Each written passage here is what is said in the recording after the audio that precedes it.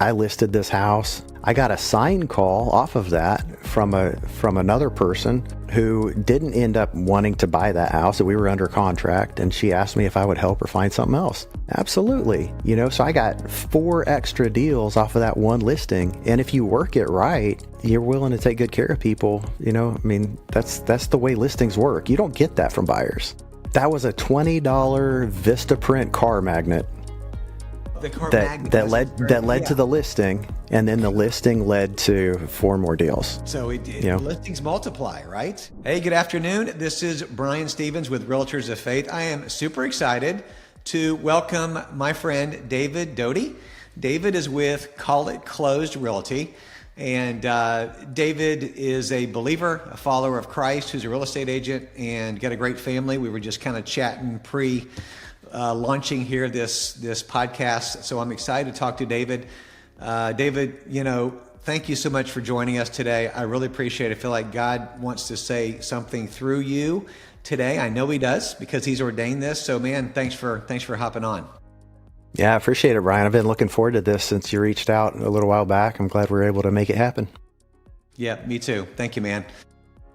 And David, what you probably don't know, which I didn't even mention pre-launch here, is that when I first brought up Realtors of Faith and kind of a soft launch with this, just putting some material out there, you were one of the first ones to reach out to me, and you just said, "Hey, what is this? What's going on?" And so I appreciate you even prompting and reaching out to that. So it's really cool that we can just have this conversation today. So hey, let's just dive right into it, man. We're Realtors of Faith.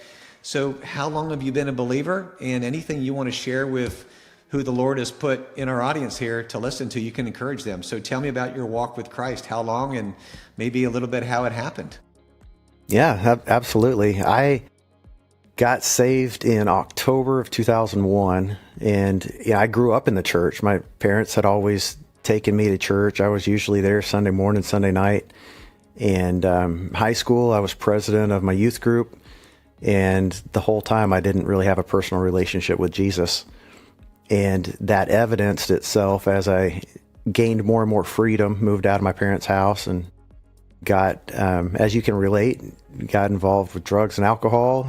I became a father at the age of 22, decided to get married.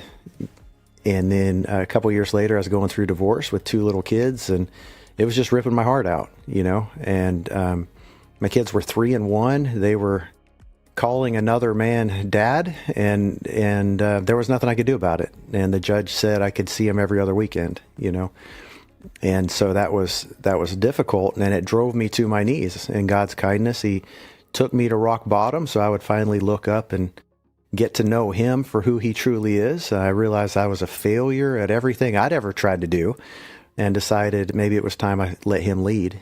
And a short time later, I was in ministry, which I don't recommend any new believer get into ministry. In some ways we should all be in ministry, but probably not in the traditional church model. And Scripture even warns against that. But I was being obedient to the Lord, and he ordained all of that, and I did a lot of things the hard way, and eventually became kind of experienced church hurt, and that led into probably 10 years of wilderness or so. But since that time, the last 10 years or so, my wife and I have been leading home groups and trying to disciple people who want to be discipled. Yes, we have a similar path. We shared our background just before. Same here, drugs and alcohol, 13 years, and got radically saved. And God led you, and I think it's awesome. And we both do share that we're in full-time ministry as a church staff, and now we're still doing ministry just in our form that God's got us in with our family, which is the most important ministry, right? Amen. And our church and everything else too. So I love how we share even that kind of background, and it's kind of funny, David, because you and I have experienced darkness in our background. Like when you come out of the darkness, that kind of life, man, and you come into the light. I know it's so cliche, but literally, we understand what it was like to walk in darkness and now get to walk in light. And it's so much lighter, isn't it? It's just so much more freeing. Yeah. Yeah. And it's as easy as asking the Lord what it is he wants us to do. You know, I mean, that was my experience. I had come to the end of my rope. I wasn't sure. I mean, honestly, if I didn't have kids, I wouldn't have been that miserable, but I also, if I had been that miserable, not being, as a result of not seeing my kids, I would have just ended it. But I wanted to stay around for them, and that's what God used to get me to this point that I was willing to say, okay, what is it you want me to do? I'll do whatever you want me to do, because the things I've been trying to do on my own have failed, all of them, miserably. Same here. Yep, I'm with you. Thank God he leads us. Yeah. Amen. Absolutely. Thank you for sharing that. That's awesome. So how'd you get into real estate? Like, how long you been in real estate, and maybe why, or what got you into real estate? When I became a landlord in 2011, I began seeing the power of real estate. I went to work. Actually, I was working then for a financial services company. I was an operations manager for, at the time, a Fortune 80 large company in Charlotte. And, so we're trading stocks and doing all of these things. It's all about higher education and retirement plans and all of this stuff. And I started renting out a house and seeing the cash flow, and I thought, man, this is a whole lot better than owning a piece of paper that could disappear tomorrow.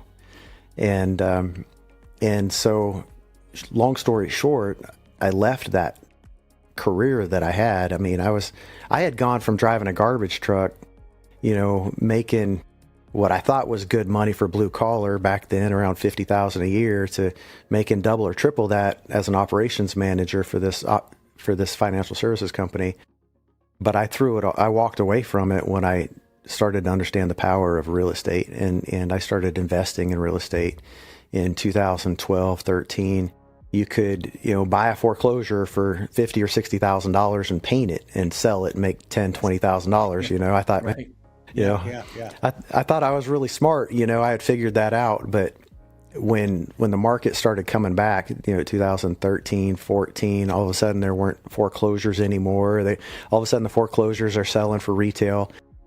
And I had learned about real estate, but I didn't really have another way to invest at that point. I didn't have a way to grow my portfolio. And so I just began serving other people. And that's what led to me getting licensed. Do you still do any investment flips? I know it's hard to find good flips or good, to buy them these days, and it's hard to find it. I mean, we don't have anything around here unless you're, an inside track, or you're buying at the courthouse steps, as they say. That's not my world, but are you seeing any of that where you are, or do you do it, or are you seeing any of that kind of stuff? Not a whole lot. I mean, it's been probably 3 or 4 years, maybe 3 years since I flipped a house. And that's because I went on a listing appointment, and the house was in pretty bad shape, and the people were really desperate to sell very quickly. And so I said, we could list it at, as is for probably 400, but we have to have showings. And they're like, we can't have showings. And I'm like, well, I could probably find an investor to pay you, 50,000 less or something like that would pay you cash. And they said, man, they would jump on that. That would really help them out a lot. They were actually facing foreclosure. They had about 30 days. When they called me for the listing appointment, it was a neighbor, and they had 30 days to basically pay or get out. I'm like, okay. And they wanted the most they could. And I went to a couple buddies that I knew would have some money, and they decided to fund this deal. And so the three of us just kind of split it 3 ways, and it was a real quick flip. But then again, even the market back then, the margins were crazy. Everything was selling above list price still. It was before the market had really turned. And, so I don't really look forward to those days again. Right. But when if they come back around, I'll probably get back into the game. Yeah. Yeah. It's timing is everything, right? Because you make your money when you do the buy. Right? Absolutely. When you buy it. That's when you make your money. Yeah. And I never felt good about taking advantage of people. You know, I mean, even when I was flipping houses, when I first got into it, I didn't mind throwing lowball offers to a bank. Sure. I really struggle to do that to somebody that's down on their luck, you know?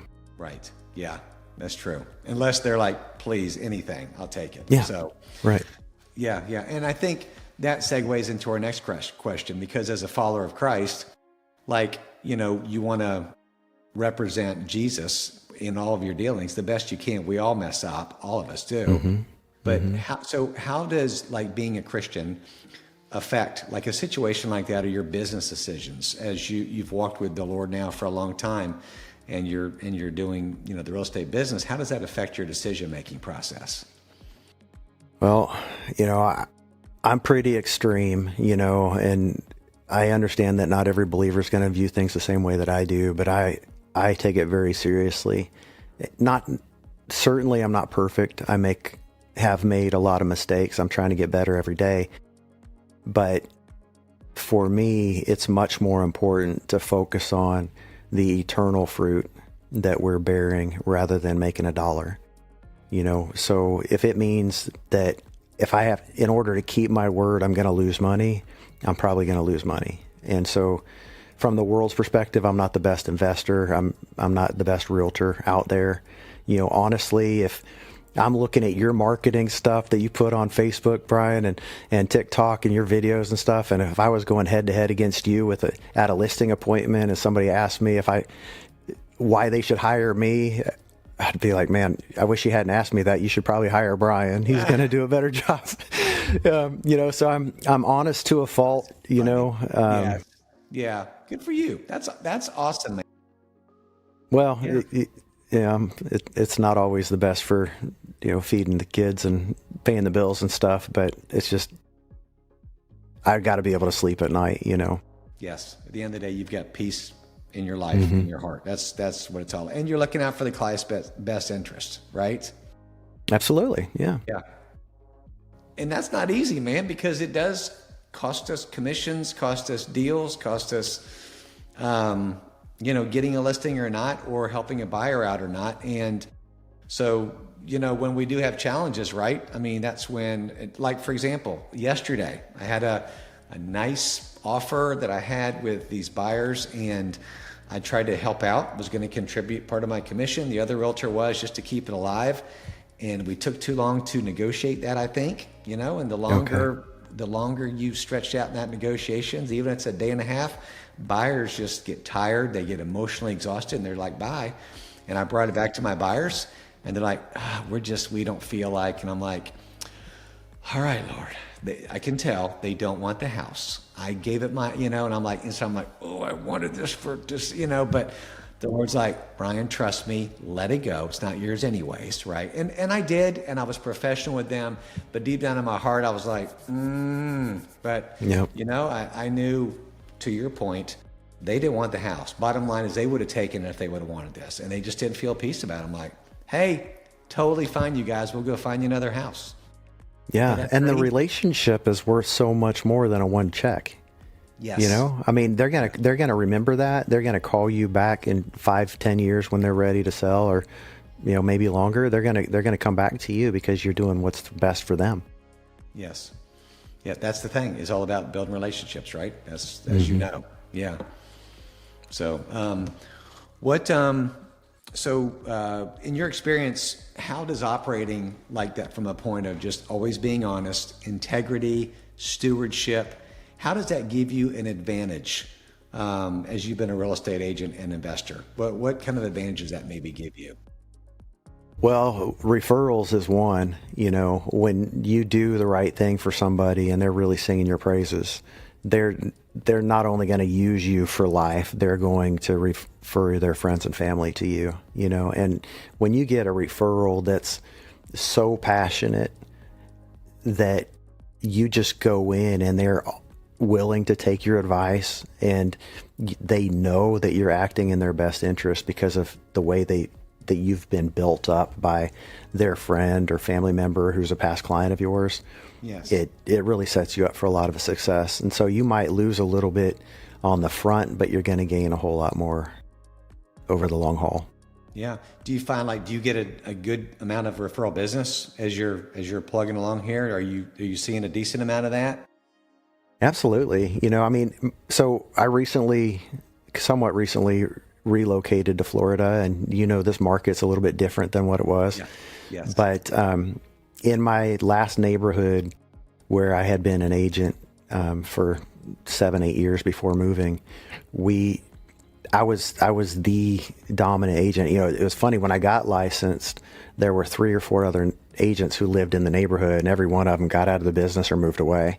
And I'm not saying that's my fault, or that it was a reaction to me, but I dominated that neighborhood. I was listing, I was working, a part-time stay-at-home dad and all of those other things, but I was still selling 2 to 4 homes a month, working 25 hours a week. And I could do that because I was listing properties primarily within a 3-mile radius of my house. And 80%, 85% of my business was always listings. And so I just positioned myself in that way. I could work 20, 25 hours a week and sell 2 or 3 easy, sometimes 4, depending on the market, at one point 6 or 7 homes a month. And I don't think I ever had any really unhappy customers. I was able to take really good care of people and earn a nice living doing that, really working part-time. Okay. So you just said something that's gold to my ears: listings. So a lot of agents listening to this, believers or not believers, let's just talk about listings. List to last. You've heard about this. I love listings. Yep. In fact, me too. I've wanted to I can be a little corny too, just whatever. And so I wanted to do a shirt that says, I heart listings, and literally print them out, because, I would never do that. Not that I think it would sell, but I love listings. As agents are listening to us, tell us what you think about being a listing. What would you suggest to agents who are not sure about listings? What's your experience with that? There's never a time when a buyer has to buy. There are a lot of buyers that want to buy, that really want to buy, and they're very motivated, but they could decide to rent. Something could happen. There are always going to be people, fortunately or unfortunately, who have to sell. One of my very first houses that I bought as an investor, I went on this appointment. It was a referral from a friend, and I walked in, and she's showing me around the house, and I said, so this lady she was in her 40s, single lady. I asked her why she was selling. She said that she was moving to New York to join a convent. She was becoming a nun. She has to sell. She's taking a vow of poverty. She's got a year to get everything out of her name. Wow. There's nobody that has to buy. So when you have motivated sellers, they're motivated. Right. It's just a matter of doing your due diligence. Yeah. I've never heard of a nun story like that. That's very interesting. So that's one of my favorite stories. I still remember her name, and we became Facebook friends, and I still check in on her every once in a while. That's so nice. Another one of my first listings, one of my very first listings, I'd been licensed for maybe 7 or 8 months, 9 months tops. And it was a guy at church. He saw at the time I was with Remax, he saw my magnets on the side of my car, trying to get established. Right. And he asked me, just because we went to church together, he didn't even ask me any qualifying questions. He said, hey, I want to sell my house. And it was a hot listing. It was in downtown, one of the best suburbs outside of Charlotte. Okay. And I listed this house. I got a sign call off of that from another person who didn't end up wanting to buy that house. We were under contract, and she asked me if I would help her find something else. Absolutely. Ended up selling her a house that was half a mile from mine, and then turned around and listed her house, and then listed her next door neighbor's house and helped them buy something. So I got 4 extra deals off of that one listing. And if you work it right, you're willing to take good care of people. That's the way listings work. You don't get that from buyers. Right. So you got 5X off your sign, because that was the sign call, right? That was a $20 Vistaprint car magnet. The car magnet that led to the listing. And then the listing led to 4 more deals. So listings multiply, right? And Yeah.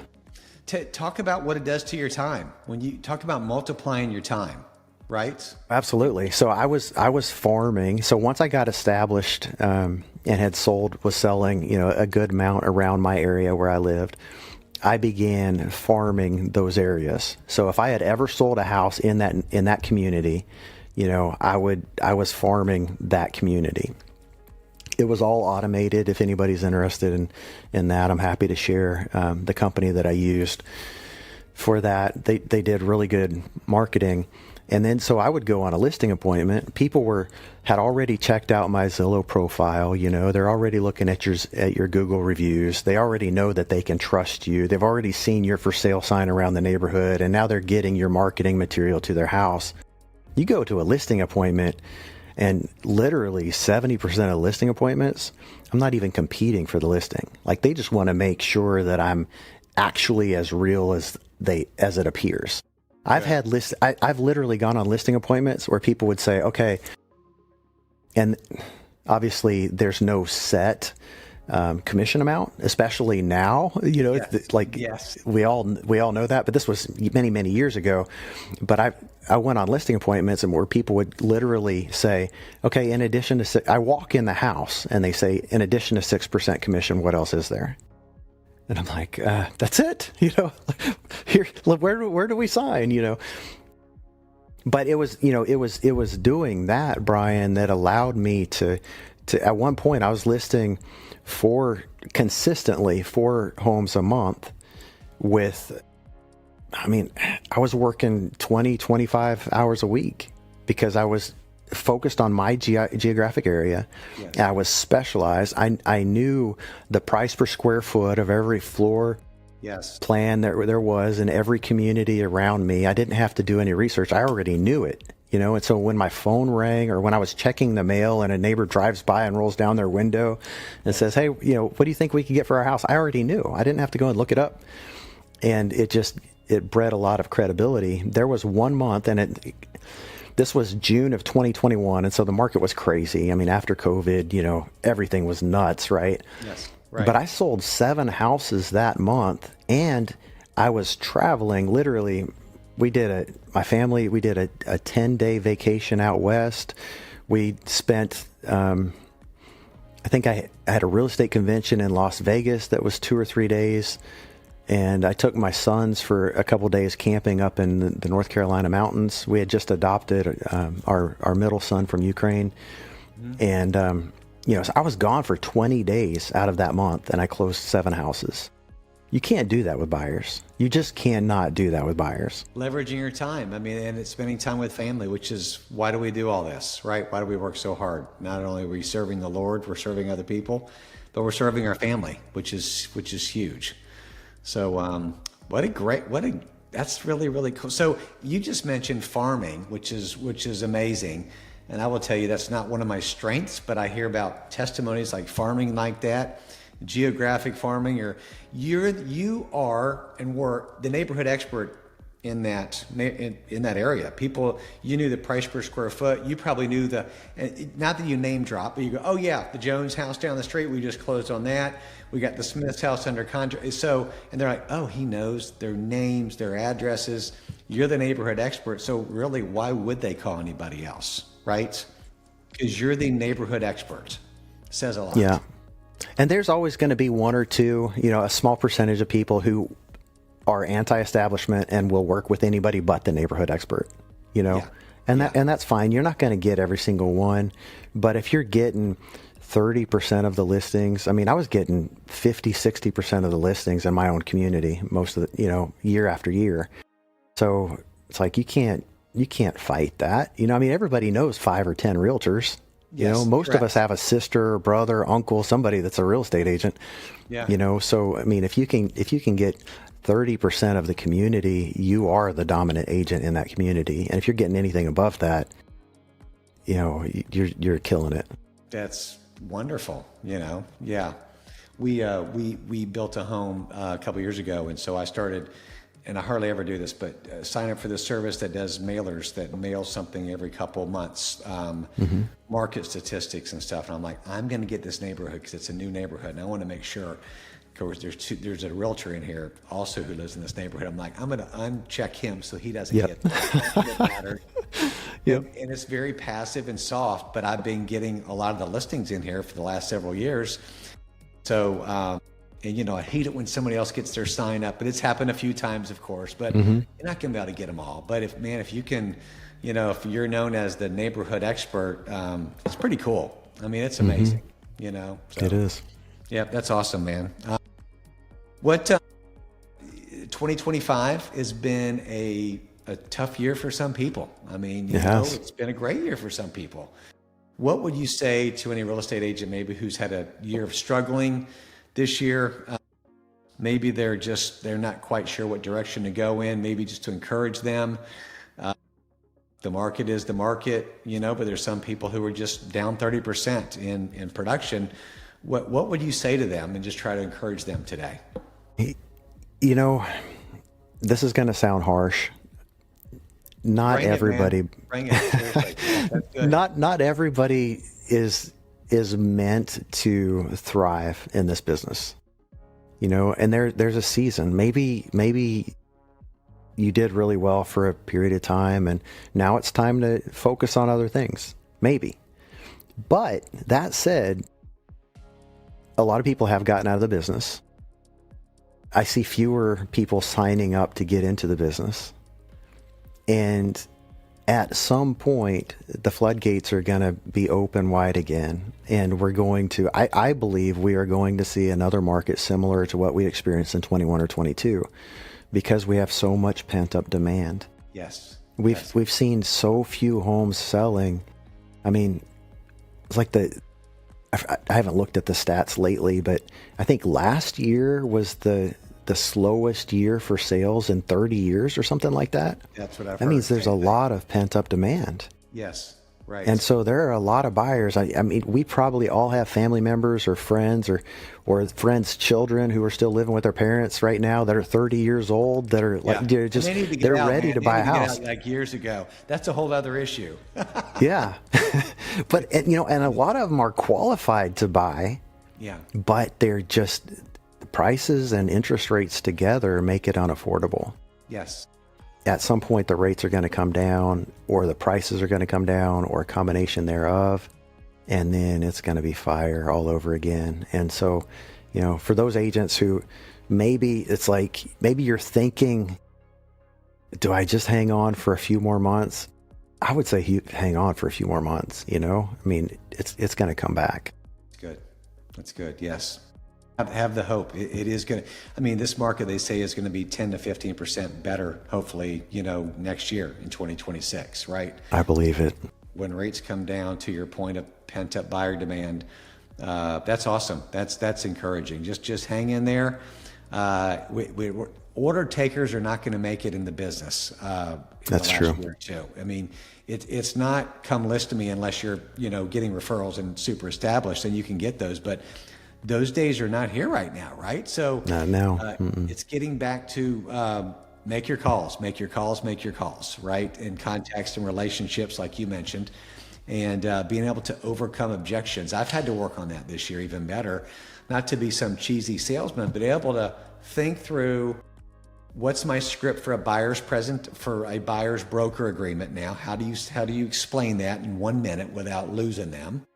So it's not it's practicing some scripts, but it's just having some knowledge, right? Some market knowledge and understanding how to present things, and and just and that takes reps, right?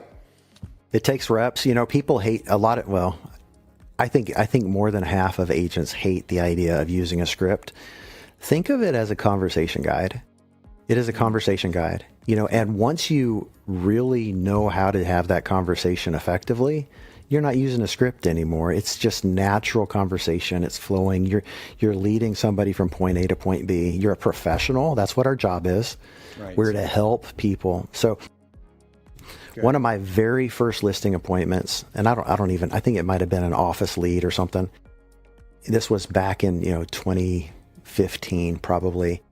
And these people had bought prior to 2008. This was a young married couple. They'd been in their house and they had an interest-only loan that they had been making the minimum payments on for 6 years or however long. Their payment was going up because it was also an adjustable rate mortgage. And now they have this little tiny house that they can no longer afford to stay in. They've been making payments on it all of this time, and their only way to get out of it is either to write a check at closing or to just give it back to the bank and ruin their credit. And so they're like, we could write a check, we know the house is probably worth this. I didn't understand how to have these conversations. I was very honest with them. I knew the market. I could read the data, and I was able to tell them exactly what that house would sell for in that market. But I wasn't able to convince them to let me help them. And they went with another agent who lied to them and said, oh, well, you can sell it for $10,000 more or whatever it was. Yeah. And they listed that house. They moved out. They went in, they had planned on renting an apartment, letting that house sell, and then just kind of getting back on their feet before they buy again. But I wasn't able to close them.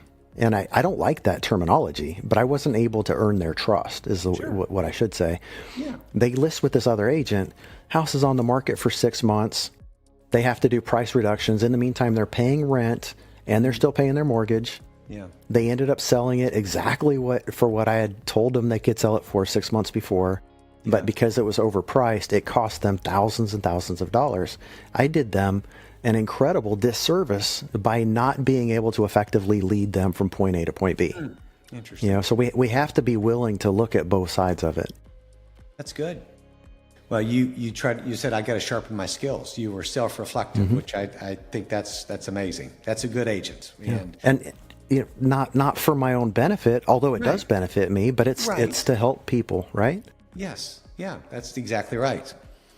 I'm competitive by nature. That's not one of my strengths, but I'm competitive. You are too, I'm sure, right? Because leaders are usually competitive. And I want to win every listing, and if they don't hire me, I think they hired the wrong agent. I say that sarcastically, but there's a percent of me that really believes that. Yep. But then I have to also be self-reflective, go, the other agent got it. Okay, maybe, Lord, whatever, it happened. What can I learn from that? What could I have done different? Oh, I did not bring this piece of marketing material, or I did not listen to them, what they needed from me, right? And what their real objection or reason was. Now, maybe you can present all that and still not get the listing, and that's okay. But how can we get better at our craft, right? We're always wanting to get better. Amen. Easy, but we're always learning. So, well, awesome, man. Hey, anything else that you'd want to maybe add? So we've talked about experienced agents, maybe newer agents that are newer in the market. I feel like we get an audience with newer agents. Okay, so maybe not struggling agents like you just addressed, but you've been in this business a while. So somebody that's a year or two in the business, like just a word of wisdom, or say you should do this, or what you've learned in your experience in the business to make sure you're locking in on 2026. Yeah, absolutely. I would say stay in your own lane. What is it that you're naturally good at in regard to marketing? Some of us are going to be really good on social media. Some aren't. Some will be really good at designing flyers and those kinds of things. Then that's great. Some of you are really naturally hospitable people. Play to your strengths, So I used to tell my team, I had at one point had a team with 3 other agents, and they were all new. I mean, we were all new. I started a team in my second year as a licensee, awesome. Which I also don't recommend. Don't do it. Nobody, don't do it. Call me first. You went after it. I love it. I think it's great. Just nobody do that. Don't do that.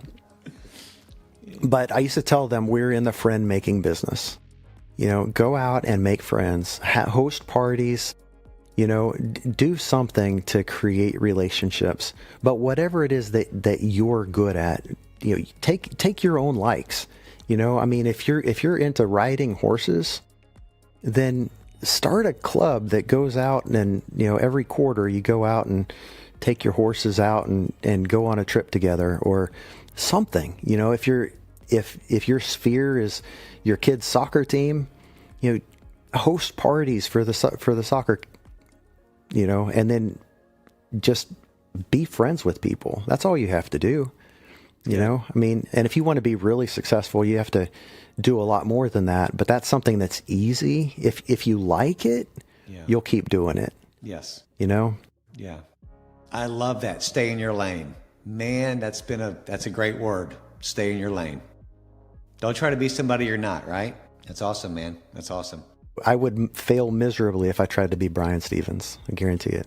And you know what? If I try to be David Doty, trying to teach kids to drive like the last one, like we just talked about, I would not be as calm in this chat right here. So yeah. And you were still smiling and doing great. So deep breath.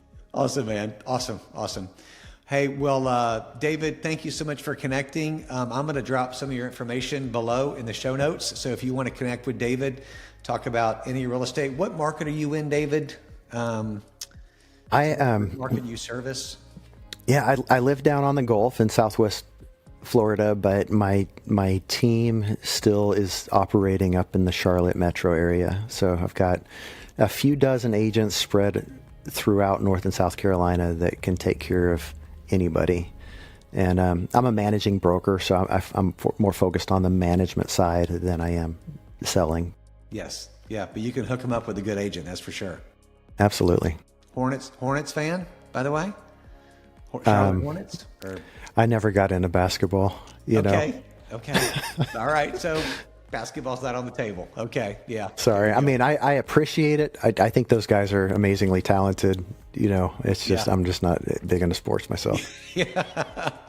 I could go off on sports, but we won't even go there. So anyways, contact David. All his information is below.